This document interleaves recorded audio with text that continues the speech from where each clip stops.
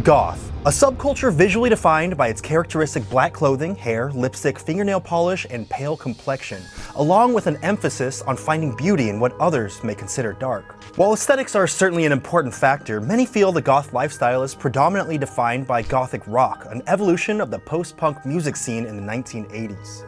Nearly 40 years since its explosion into the mainstream, the goth subculture is still thriving to this day and has impacted nearly every corner of the earth, with a strong presence everywhere from Germany to Japan.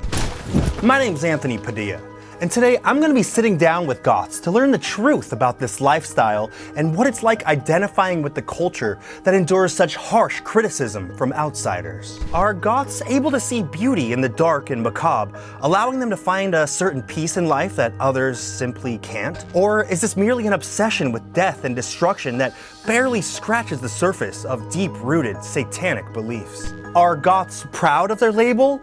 Or has their identity forced them to feel beaten down and shunned into the dark shadows of society?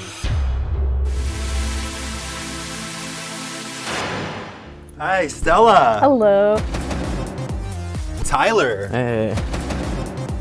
Susie. Hey, how's it going? Thank you so much for coming out and teaching me about the wondrous world of goths. Beautiful. So what do you consider yourself? Goth? Deeply dark and mysterious individual? I consider myself goth. I consider myself to be goth. I would consider myself goth.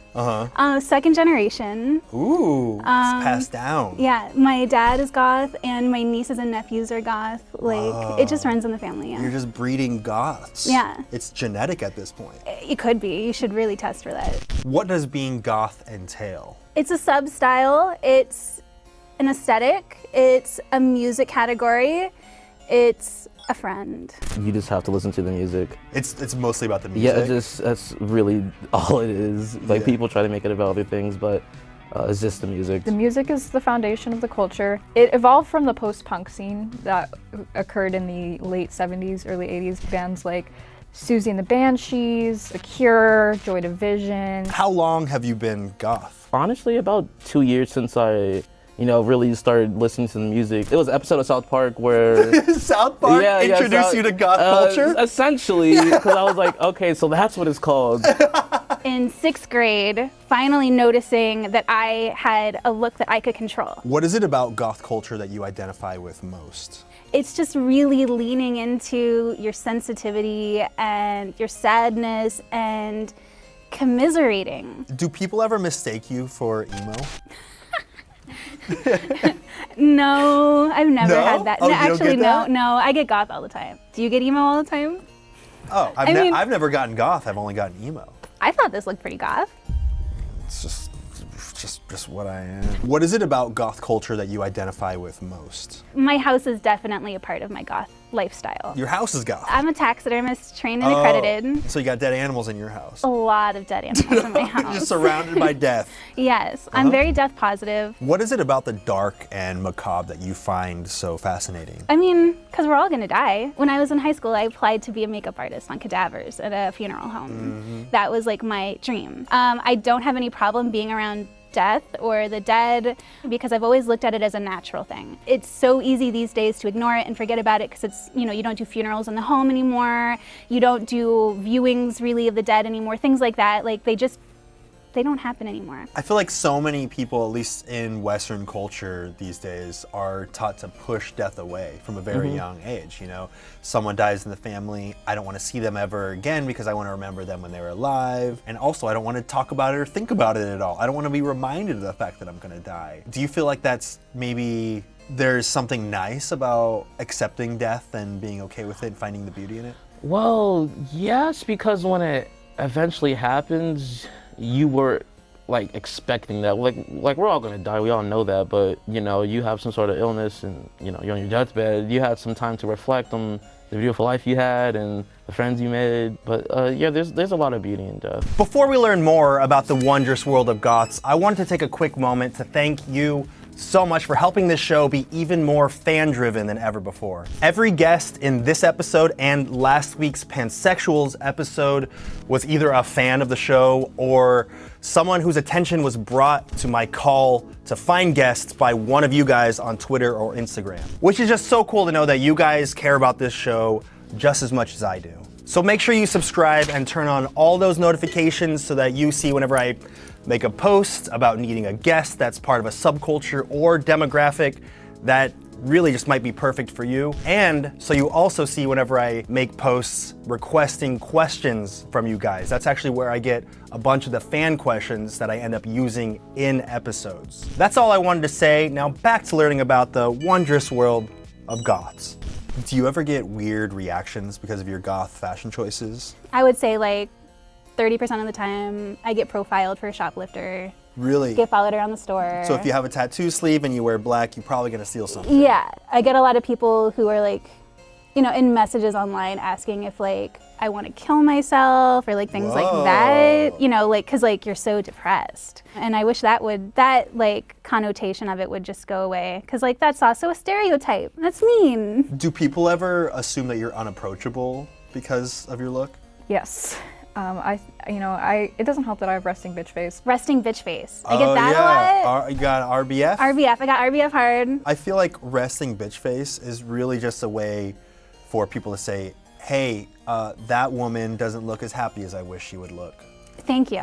You know what's a bad thing in the goth community right now that I wish would go away? Everyone wants a goth girlfriend. Is that a thing that people The say? big goth girlfriend thing? They You say haven't they heard want- that? No, they say I want big goth girlfriend. Oh, there's people who are saying, I want a big goth girlfriend. That's the trend. I find it extremely demeaning because it's saying that goth girls are only wanted because of their look. There's more to us than just like big goth girlfriend. Is it expensive to dress and look goth? Yes. Yes. How much would you say this entire outfit that you're wearing now would cost? Okay, with everything I have on, from pins to patches to my fanny pack to my boots and my pants, $600. Okay, yeah, so that adds up pretty quickly. Yeah. What is the least goth thing about you? I have Disney Plus. Do you proudly tell people that you're goth, or is that more of a secret in your life? I'm pretty proud about it. Oh, it's not a secret. Like the way I dress, people just automatically assume that I am, so I don't have to tell people. You can't hide it then. Yeah, I can't hide it, so. Spooky Cat wants to know how you feel about gatekeepers in the community. The only gatekeeping that I personally find acceptable is the fact that you have to listen to the music to be goth. That is all that matters. You don't have to dress any particular way because it is just a music-based subculture. It's like being emo without listening to My Chemical Romance or something like that. True. Naked Father wants to know what's up with drinking wine in graveyards. He's so hot. Aaron, why don't you take me there? You say it's so hot. No one's ever taken me on a date drinking wine in a graveyard. That sounds awesome. Why do you think so many people have such harsh judgments against goths? I think people are just very uncomfortable with alternative culture. Because they can't accept themselves.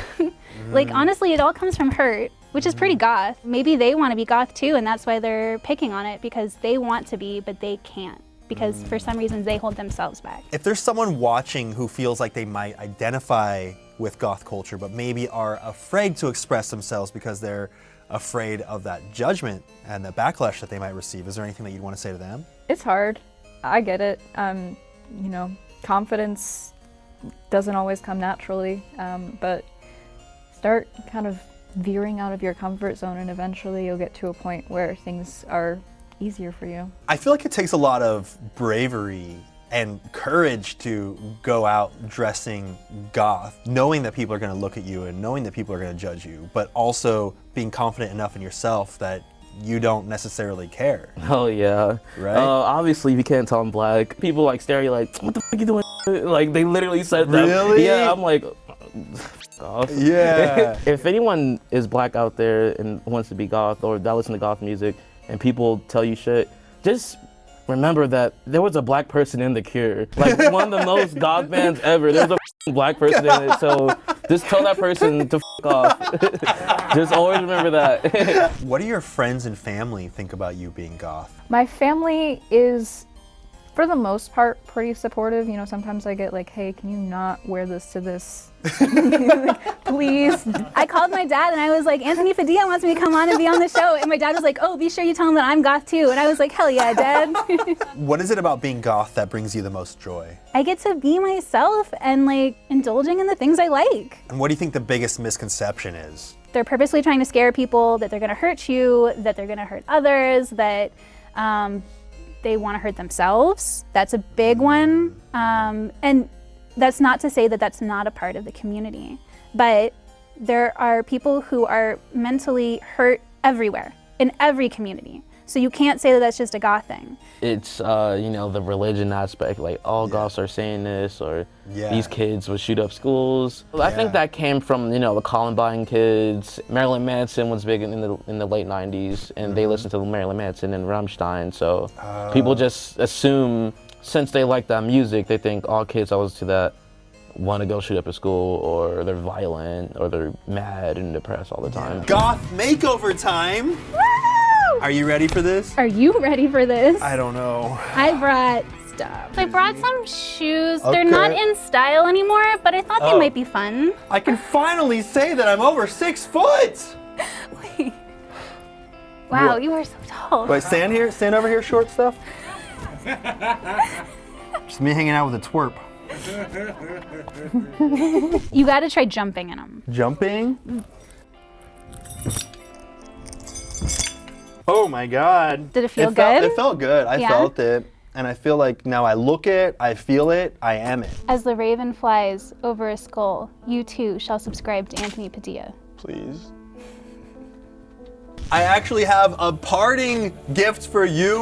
Best interviewer shirt that you could get at padildoshop.com. But for you, this is gonna go perfectly great in your goth closet. Yes, it's black, like my soul.